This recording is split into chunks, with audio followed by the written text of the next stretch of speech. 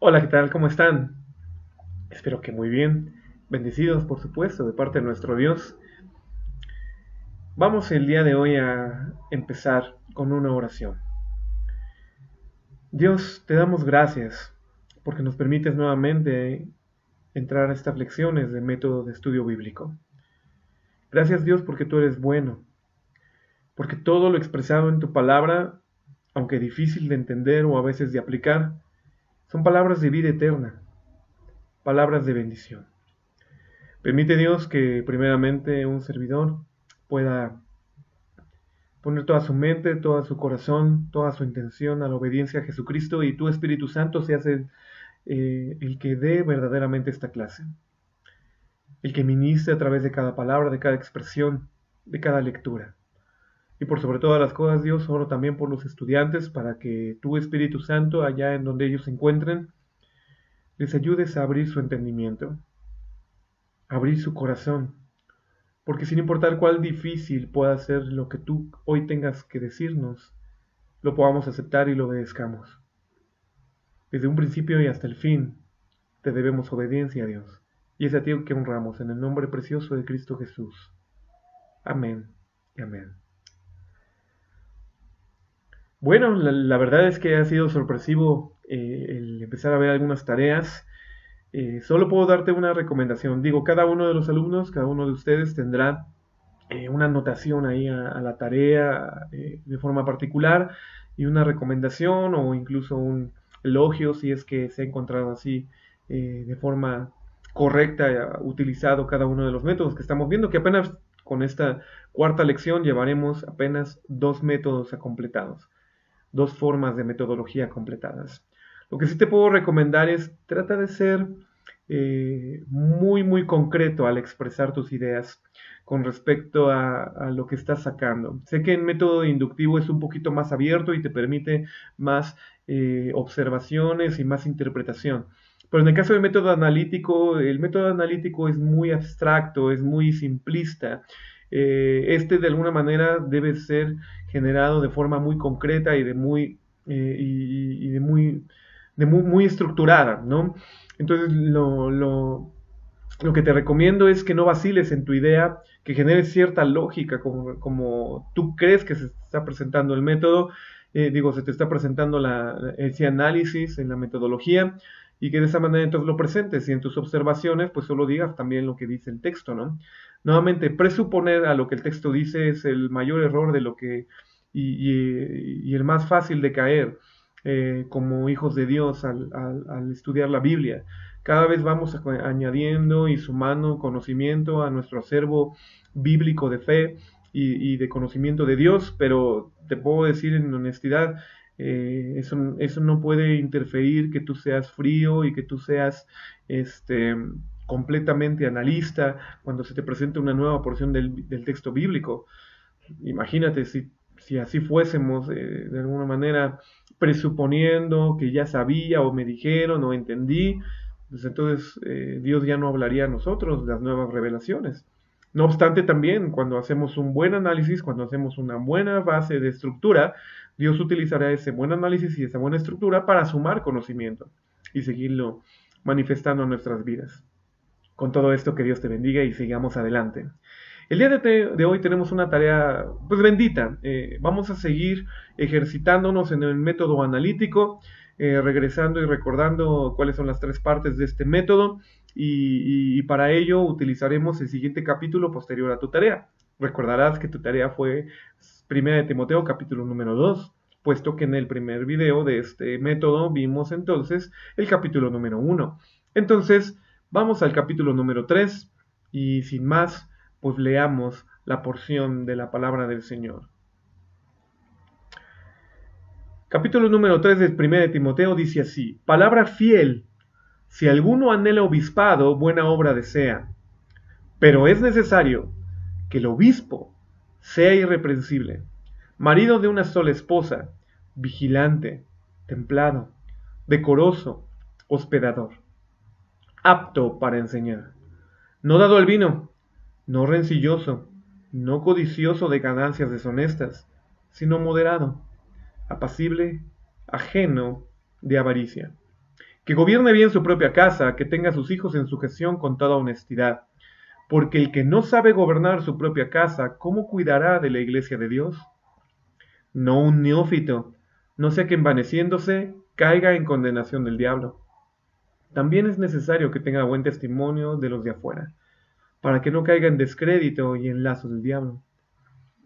Los diáconos, asimismo, deben ser honestos, sin doblez, no dados a mucho vino, no amadores de ganancias deshonestas, que tengan el misterio de la fe con limpia conciencia, y estos también sean primero puestos a prueba, y luego ejerzan el diaconado, si fueren hallados irreprensibles. Sus esposas asimismo sean honestas, no calumniadoras, sino sobrias, fieles en todo. Los diáconos sean maridos de una sola esposa, que gobiernen bien a sus hijos y a sus casas. Porque los que ejercen bien el diaconado adquieren para sí un grado honroso y mucha confianza en la fe que es en Cristo Jesús. Esto te escribo con la esperanza de que vendré pronto a ti, para que si tardo sepas cómo debes conducirte en la casa de Dios, que es la iglesia del Dios viviente, columna y apoyo de verdad. Y sin contradicción, grande es el misterio de la piedad. Dios fue manifestado en carne, justificado en el Espíritu, visto de los ángeles, predicado a los gentiles y creído en el mundo, recibido arriba en gloria. Bueno, ahí acaba el capítulo número 3. Con este tipo de capítulos, como lo estamos viendo, sobre todo es el día de hoy, vamos a ver de una manera bastante honesta que incluso a mi parecer, los que dividieron las porciones bíblicas, y no solo me refiero a 1 Timoteo, me refiero a varias porciones que se encuentran desde el Génesis hasta el Apocalipsis, creo yo las dividieron mal.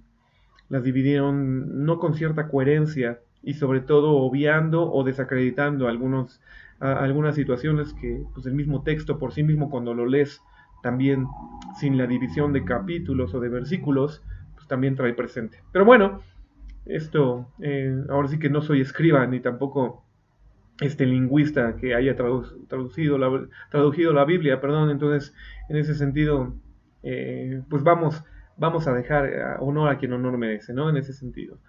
Vamos al capítulo número 3, como lo comentaba. Viene siendo sumativo el conocimiento, más sin embargo, imagínate que por primera vez le vas a hacer, sin haber leído el capítulo número 1, sin haber leído el capítulo número 2, a la primera carta a Timoteo, el capítulo 3, por primera vez le vas a hacer un análisis de este tipo. Entonces, nuevamente, solo pregunta y solo detalla y solo menciona lo que venga en el texto. Vamos a tratar de ser precisos en esta indicación. El versículo número 1 dice, palabra fiel, si alguno anhela obispado, buena obra desea. Lo primero que podemos ver de una manera estructurada es que el capítulo número 3 nos está presentando por lo menos 3 divisiones francas. La primera división, si soy honesto, en la estructura del texto, es la que viene comprendiendo el versículo número 1, si alguno anhela obispado, hasta el versículo número 7. Esa podría ser la primera división. Entonces, ¿cómo le pondrías al título? Pues nuevamente no le pongas un título como tal. Ponle más bien en tu mapa conceptual de lo que haríamos como bosquejo. En la parte de arriba le pones 1 Timoteo capítulo 3. Así de sencillo. Y en una primera ramificación escribes o podrías describir, porque creo que así lo denota el capítulo, la porción que dice desde el 1 al 7. Y en subdivisiones todo lo que vamos a ver adentro. Pero ¿por qué es importante esto? Porque yo creo que así lo presentan, no sé, a ver, vamos a volverlo a leer. Desde el versículo número 1, palabra fiel, si alguno anhela obispado, buena obra desea, pero es necesario que el obispo sea irreprensible, marido de una esposa. Empieza a dar ciertas características, todo lo que menciona el capítulo 3 en el versículo 2, en el versículo 3, en el versículo número 4, en el versículo número 5, en el versículo número 6, e incluso el 7, ¿con respecto a qué? Con respecto a lo que es necesario que el obispo tenga como cualidad para que entonces pueda ejercer su ministerio. Sería bastante interesante empezarte a poner una duda. Si es tan radical lo que la palabra de Dios menciona con respecto al obispado en estos versículos, y no solo en esta carta, sino en otra porción bíblica que también proviene de Pablo, ¿por qué en nuestras iglesias no mencionamos la palabra obispo? O al menos no en la generalidad de las iglesias cristianas. Hay algunos ministerios denominacionales que sí mencionan obispo. ¿Por qué quitamos en nuestros tiempos hoy la palabra obispo? Y si la quitamos, caducó. No sé. Me gustaría de alguna manera conocer tus comentarios. Pero bueno, nuevamente entonces, como el texto nos lo está reflejando de una manera muy dócil, creo que esto es más fácil que lo que vimos en el capítulo número 1, como que el capítulo 1 arrojó de una manera muy abrupta, ¿no? Un Pablo que estaba deseoso de escribir y que no encontraba las ideas de cómo estructurarlas, y de repente hablaba de esto, de repente metió esto, y por eso subdividimos, y dentro de esa subdivisión estaba otra división, y ese tipo de situaciones. Este capítulo no lo es tanto, es un poco más dócil. Entonces dice que la primera porción del 1 al 7 nos presenta entonces esas ideas con respecto al obispo. La segunda división general yo la pudiese encapsular desde el capítulo, desde el versículo número 8 hasta el versículo número 13. Porque ahí nos describe entonces adjetivos y características que debe de poseer el diácono. Dice, los diáconos asimismo deben ser honestos, estoy en versículo número 8, sin doblez, no dados a mucho vino, y nos presenta las características. Estos también sean primeros puestos a prueba y luego ejerzan el diaconado si fueran irreprensibles. Sus esposas asimismo honestas, no calumniadoras, sino sobrias, fieles en todo. Los diáconos, versículo 13, deben de ejercer, o más bien, si ejercen bien el diaconado, adquieren un grado honroso para sí y mucha confianza en la fe en Cristo Jesús. Entonces, dos divisiones, ya lo habíamos mencionado. Primera división habla sobre obispos, segunda división habla sobre diáconos. Tercera división. Pero esto te escribo con la esperanza de que vendré pronto a ti, para que si tardo sepas cómo debes conducirte en la casa de Dios, que es la iglesia del Dios viviente, columna y apoyo de la verdad. Y sin contradicción, grande es el misterio de la piedad. Dios fue manifestado en carne, justificado en el Espíritu, visto de los ángeles, predicado a los gentiles, creído en el mundo, recibido arriba en gloria. Ok. Lo último entonces pudiese tener otras dos divisiones, podríamos decir. Pero, ¿cuál es dentro de esas dos divisiones? Más bien yo mencioné una tercera y de ahí se comprenden dos subdivisiones. La tercera división es Pablo va a regresar. Va a haber una confrontación, y él lo va diciendo, con la esperanza de que vendré pronto. Pablo quiere regresar a Éfeso para analizar verdaderamente el trabajo que se está haciendo. Primero le está diciendo entonces a Pablo en esa subdivisión, le está diciendo a Timoteo, debes de saber entonces ya con estas indicaciones cómo debes conducirte, cómo debes de administrar la iglesia de Dios, columna. Y versículo 16, que no haya contradicción en esa conducción. Grande es el misterio de la piedad, fue manifestado Dios en carne, justificado en el Espíritu, visto de los ángeles, predicado a los gentiles y creído en el mundo, recibido arriba en gloria. De una manera muy rápida, nuevamente, versículo 16 nos está presentando lo que es la base del Evangelio. Un Dios manifestado en carne, justificados a través del Espíritu, o más bien ese Cristo justificado en el Espíritu, visto por los ángeles, predicado a los gentiles como evangelio, creído en el mundo de una forma general y recibido arriba en gloria. Entonces, pudiese ser una última subdivisión. Como te comento, es mucho más dócil y aprovecharé rápidamente de solamente presentarte este mapa conceptual y que tú lo puedas ver como ejemplo. Pero me gustaría hablar un poquito más profundo de lo que esta palabra nos quiere mencionar. Y a lo mejor, si me lo permites, aprovechar el tiempo que nos reste después de la subdivisión y de la presentación de este método analítico a este capítulo, pues un poquito también de más análisis a profundidad de este pasaje. Creo que el tiempo nos lo va a permitir. Bueno, Nuevamente, entonces, ¿cuánto era o cuáles eran los pasos del método analítico? Pues número uno es que tú generes una organización. Creo que ya te di esa organización. Organización que va del versículo número uno al versículo número 7, del versículo número 8 al versículo número 13 y del 14 y 16 que comprenden una tercera subdivisión. Dentro de esa subdivisión podemos ver como que apartados, o en el caso sobre todo de los últimos versículos. Vamos a volverlo a leer y vamos entonces a generar un bosquejo. Este bosquejo dentro de, o mapa conceptual dentro de la primera división, probablemente solamente presentaría las características. Las puedes enumerar. Palabra fiel, si alguno en el obispado buena cosa desea, pero es necesario que el obispo sea irreprensible. Y ahí vienen las características.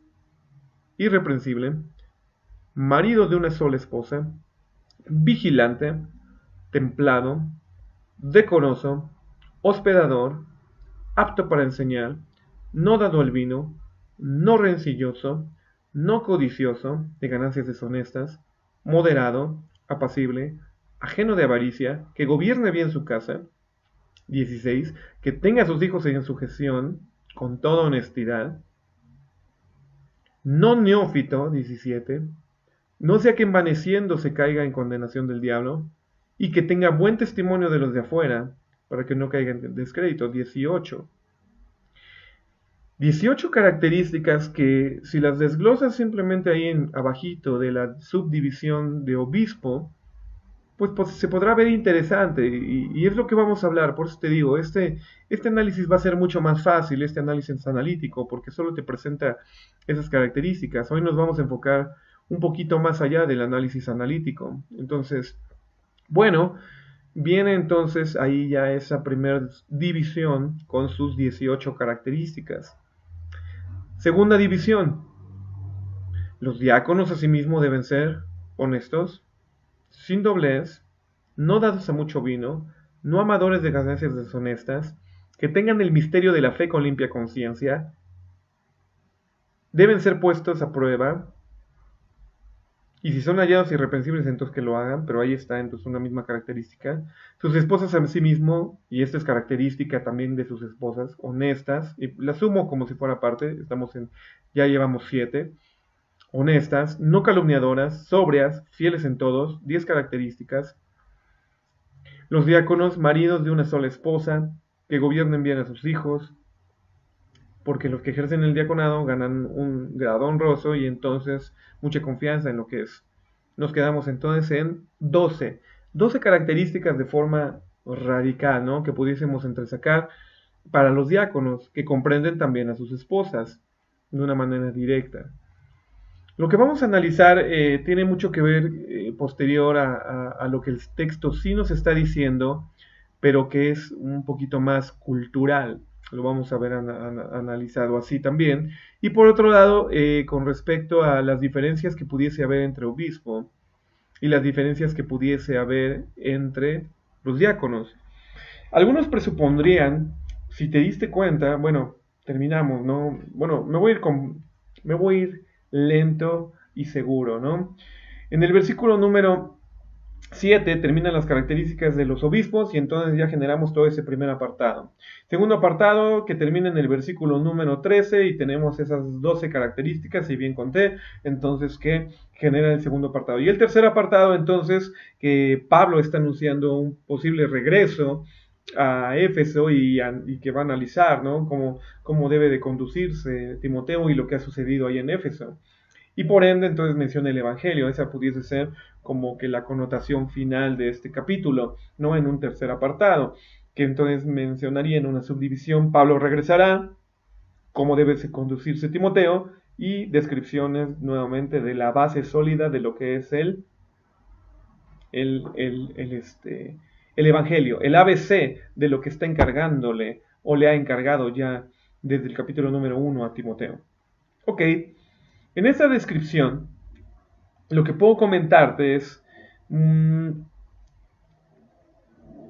Algunos podrían hacer un cuarto apartado dentro de un bosquejo, dentro de esta idea.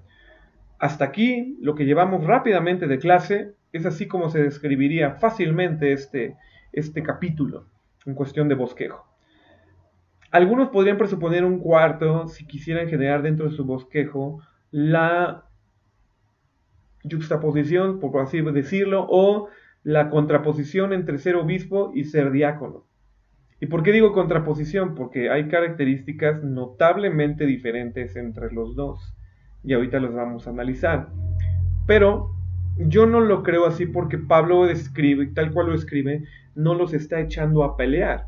No está juxtaposicionando, perdón, las ideas para, de una manera lógica, confrontarlas y generar una verdad. No, Pablo simplemente está dando las características de lo que un obispo debe ser y de lo que un diácono debe ser. Entonces, yo no generaría así una cuarta subdivisión o cuarto apartado en este como que bosquejo, ¿no? Para ser fieles al análisis o al método analítico, vamos a hacer la observación. Y ahora vamos a empezar a usar, como ya no expone tanto los personajes como tal, Pablo, Timoteo, como lo vimos en el capítulo número 1, ahora tendremos que preguntar de forma diferente al texto. Y entonces, de una manera muy lógica, preguntar y decirle, bueno, ¿quiénes son los quiénes de este texto? Inmediatamente podríamos decir que el obispo es uno de esos quiénes en este texto. Y los diáconos o el diácono es también otro de los quiénes en este texto. Más adelante en el texto también nos presupone contestar que pues hay un quién inferido, pero no se menciona, vendré pronto a ti. Bueno, el texto como tal, nuevamente te comentaba, no debes de anteponer un estudio, ¿no? Simplemente aquí el que está hablando en este capítulo número 3 dice que va a ir físicamente a alguien. Eso es lo que hay que mencionar. Y lo que nos presupone ese silogismo de vendré a ti, esa idea, esa premisa, es más bien que va a haber un careo. Ante los consejos que se están dando de este capítulo número 3, sin presuponer lo que viene en el 1 y en el 2, solamente en el 3 va a haber una confrontación, va a haber un careo con respecto a la administración, porque de hecho así es como lo está dejando entrever en los últimos versículos, en la parte de abajo.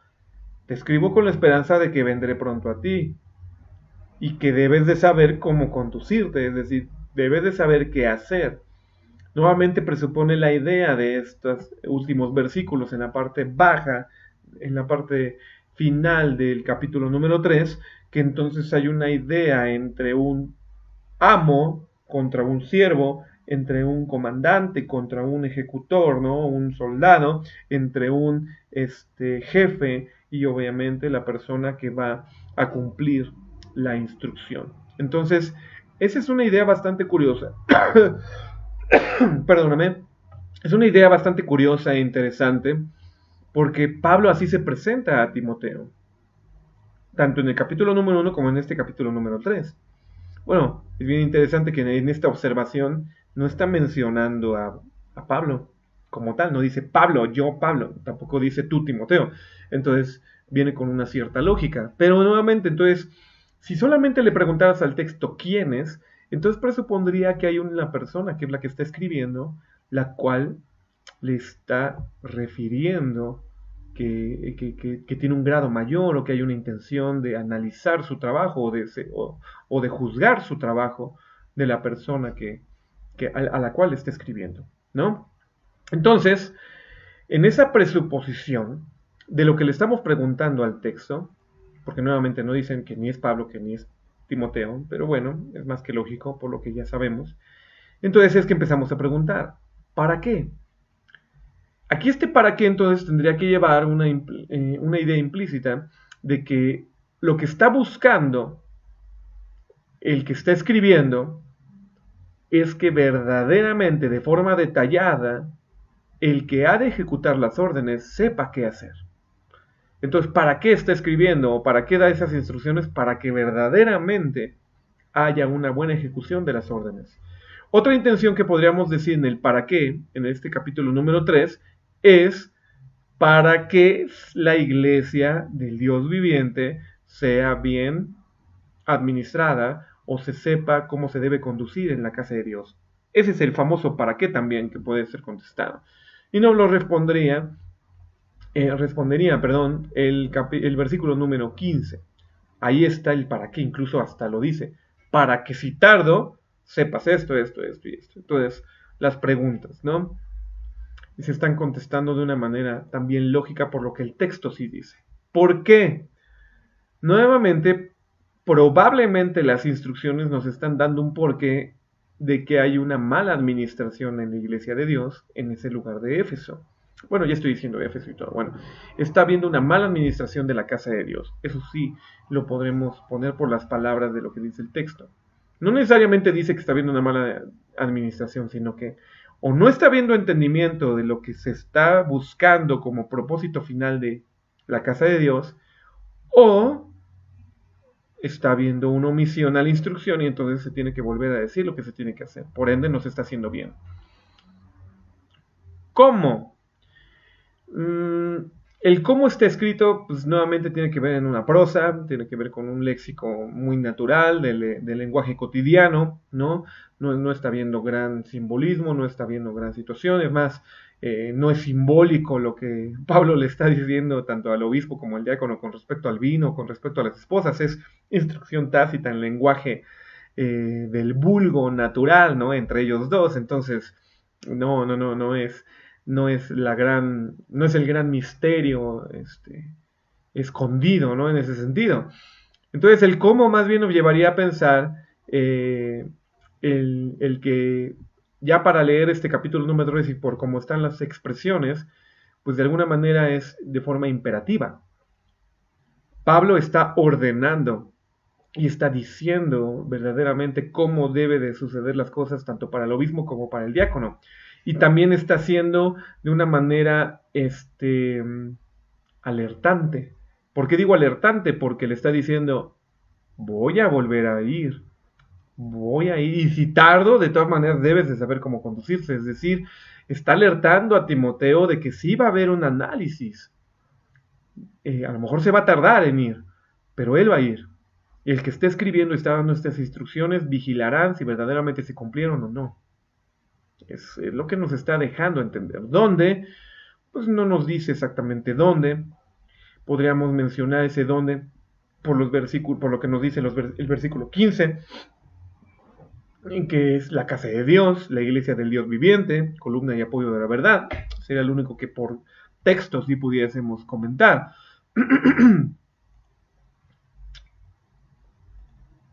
Y por otro lado, entonces, las preguntas, el por qué, pues ya lo mencionamos, dónde, pues también, cuándo, pues dice pronto, solamente dice pronto, no vendrá pronto ahí. ¿Cuándo está sucediendo también la carta? Pues, tampoco este capítulo en particular lo menciona, creo que lo mencionamos desde el capítulo número 1. ¿Qué está mencionando? Pues instrucciones hacia cómo deben ser los obispos, instrucciones hacia los diáconos, recomendaciones sobre las bases del evangelio y el cuidado que debe tener la base de la iglesia, ¿no? Entonces, con eso se contestará más o menos las preguntas de la observación. Y estas preguntas de alguna manera entonces te empezarán a dar cierto fruto. Un fruto de análisis que, como te comento, queda siendo muy abstracto y muy franco cuando hacemos el método analítico nada más. No sé si con esto entiendas en una hermosa bendición que los 3 pasos, nuevamente recordándolos, hacer un examen estructural, reorganizar el texto bíblico es el paso número 1, generar un bosquejo o un mapa conceptual del contenido, de los pensamientos, cómo se están dando los pensamientos del escritor, y a través de las observaciones buscar esas enseñanzas pertinentes. Entonces es de alguna manera en bendición que hasta ahí queda el análisis. Algunos, como nos topamos en el capítulo número 1, presupondrán que hay verdades o ciertas frases bíblicas, sobre todo de los capítulos que estamos analizando, que deben de ser omitidas en el ministerio y no deben de ser tomadas en cuenta. Yo te soy franco, toda la Biblia, toda la Biblia es útil, como el mismo Pablo lo diría en otra de sus cartas también a Timoteo. Toda la escritura es útil y buena para enseñar, corregir, instruir y bendecir, ¿no? Parafraseando un poquito el versículo. Entonces, en esa descripción, vamos a cerrar ahí un poquito lo que ya es el análisis. Tú tendrás entonces ya tu bosquejo y verás si sí, en tus observaciones contesta las preguntas y quiero llevarte a un paso adicional que pudiese provocarte este tipo de textos como tal dentro del mismo análisis o método analítico, ¿no? Para ello, permíteme hacer una pausa que estoy un poquito seco de la garganta y regreso contigo.